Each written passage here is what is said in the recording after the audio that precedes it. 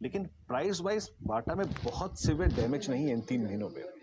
आपका इन नंबर्स पे रिएक्शन और अब जुलाई ऑनवर्ड्स, अगस्त, सितंबर, आपको लगता है कि सेल्स प्री कोविड लेवल पे आ जाएगी? और ऐसे में आपका बाटा पे 1272 के प्राइस पे, जब ये स्टॉक पिछले 2 सीरीज में लगभग 1477 से रिट्रेस होके 1257 के जोन में आया है, आप क्या करेंगे इसमें इस अर्निंग्स के बाद? तो मैं बाटा की टिप्पणी वीरेंद्र बिल्कुल पिडिलाइट के साथ करूंगा।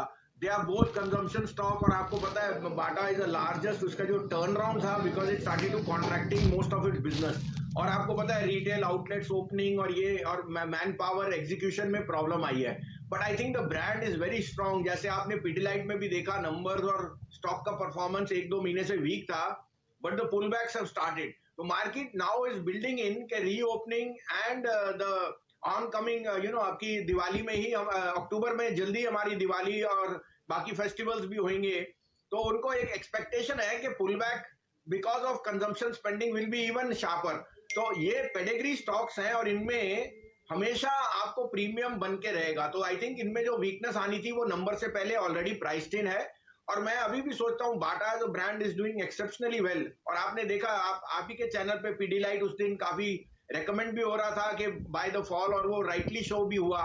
I think both the stocks का आपको सिप करना चाहिए, और जो भी वीकनेस है वो अगले 12-16 हफ्ते में प्राइस्ड इन हो जाएगी। बट अगेन जो मैं रीइटरेट करता हूं कि given the consumption spending boom which we expect from October onwards, I would say ये दोनों आपके पोर्टफोलियो में दोनों होने चाहिए।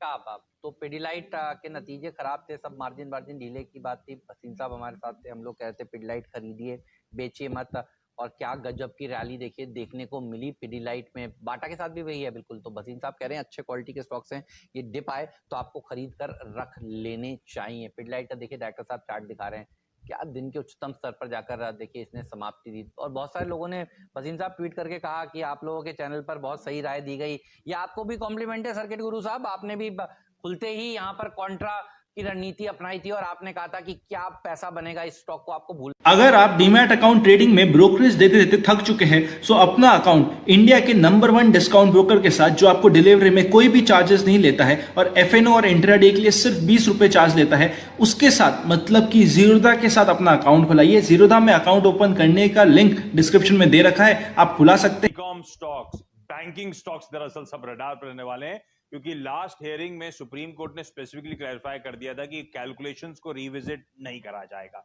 अब अवेटेड ये जजमेंट है कि वो जो बकाया देना है कितने टेन्योर में दिया जाएगा। पहले वो कंपनी चाहिए थी 20 साल, उसे किस हद तक रिड्यूस करता है सुप्रीम कोर्ट, कौन सा टेन्योर होगा उस पर ये स्टॉक्स रिएक्ट करता है। ज्यादा टेन्योर उतनी ज्यादा रिलीफ। तो भारतीय एयरटेल, वोडाफोन आइडिया, क्योंकि डायरेक्टली टेलीकॉम कंपनी जिनको बकाया देना है, जिन बैंक्स का एक्सपोजर है उनको रडार पे रखिएगा। जितना टेलीकॉम कंपनीज को रिलीफ मिलेगा उतना ये बैंक्स हरकत में आते हुए नजर आएंगे। IndusInd bank, IDFC first bank, ये चुनिंदा ऐसे बैंक्स हैं जिनका टेलीकॉम का एक्सपोजर बहुत तगड़ा है। बिल्कुल, तो ध्यान रखिए, पिछले बार भी देखिए चर्चा हुई थी इसकी, और कोर्ट की टिप्पणियां ये थी कि भाई पहली बात तो ये है आशीष, वो ये कह रहे थे कि आप अपना कैलकुलेशन मत करिए, जो डॉट ने कह दिया उसी को मानिए। तो आपके हिसाब से अलग फिगर आ रहा है, डॉट के हिसाब से अलग फिगर आ रहा है, डॉट का फिगर मान्य है रहेगा। तो आज देखेंगे किस तरह की बातें आती हैं, लेकिन एक अच्छी बात ये नजर आ रही है कि देखिए भारतीय से डिमांड थी 43,900 करोड़ रुपीस की, उसमें से 18,000 करोड़ रुपए इन्होंने दे दिए हैं, और बैलेंस 26,000 करोड़ रुपए के आसपास का। और अब ज्यादातर टेलीकॉम कंपनियों ने देखिए अपने जो एजीआर का जो बकाया देना है उसकी प्रोविजनिंग करी हुई है। भसीन साहब, टेलीकॉम कंपनियों पर आपकी राय, आप इस इवेंट को किस तरह से देख रहे हैं, और कौन से स्टॉक्स के ऊपर फोकस फिर आज होना चाहिए बैंकिंग स्पेस में भी, ये भी बताइए। हाँ, तो हेमंत देखिए, आई थिंक काफी अहम फैक्टर है, और मुझे लगता है कि इस पे टिप्पणी करना मुश्किल है, because the Supreme Court is an apex court, और जो उनकी जजमेंट है we have to stand by. मुझे लगता है जरूर है कि कुछ ना कुछ ढील थोड़ी सी दी जाएगी, और दोनों पार्टियों को आई थिंक उसकी रजामंदी होगी। उनको टाइम चाहिए, और आइडिया ने आपको बता भी दिया है कि क्या टाइप का स्ट्रेस है एट अ टाइम जब ARPUs are hitting new highs. और मुझे लगता है Idea is also going to see a sharp uptick in ARPU over a period of time. बैंकों में आपने सही किया कि I think 73% provisioning already on course है। तो आपने जो दो नाम कहे, मैं उनमें बहुत बुलिश हूं।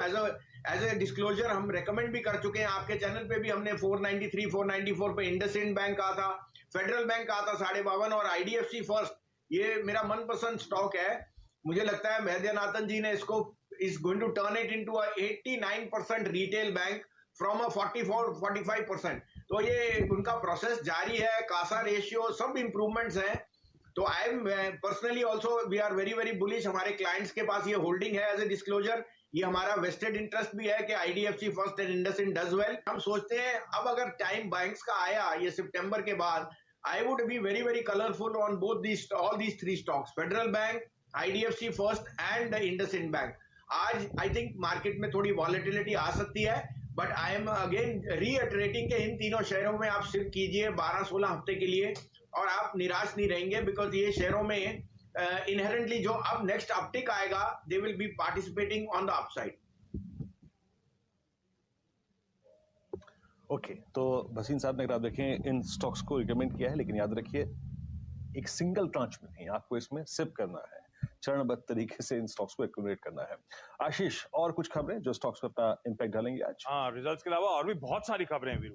डिफेंस स्टॉक्स रडार पे रखिएगा, बीडीएल, बीईएल, बीएमएल वगैरह, क्योंकि डिफेंस मिनिस्ट्री ने 101 डिफेंस आइटम्स पर इंपोर्ट बैन कर दिया। दरअसल तय कर दिया गया थी क्योंकि तो हेमंत जी 3 कंपनियां हैं, आपको पता है बीईएल पे हम बहुत बुलिश थे, 65 से 100 हो गया। I again reiterate BEL is a quality stock, इस जैसी कोई कंपनी नहीं है इंडिया में। और बीईएल, भारत फोर्ज और एलएनटी, अगर आप डिफेंस में बना रहना चाहते हैं, देखिए पहली बात इन्होंने काफी ऑर्डर फ्लो की बात आती है, लेकिन ऑर्डर एक तरह से मटीरियलाइज नहीं करते। But in 3 companies have the lion share of the business. L and T and Bharat Forge have already सस्टीज, और अगर इनमें और मोमेंटम बना तो they will be the one which will gain. तो तीनों में रिस्क रिवॉर्ड बहुत फेवरेबल है, आपको तीनों की बास्केट करनी चाहिए। जैसे आपको कहा मार्केट वॉलेटाइल है, अगले 4-6 हफ्ते में हमें करेक्शन भी दिखता है, तो इस कारण से सिप कीजिए इन तीनों शेयरों में।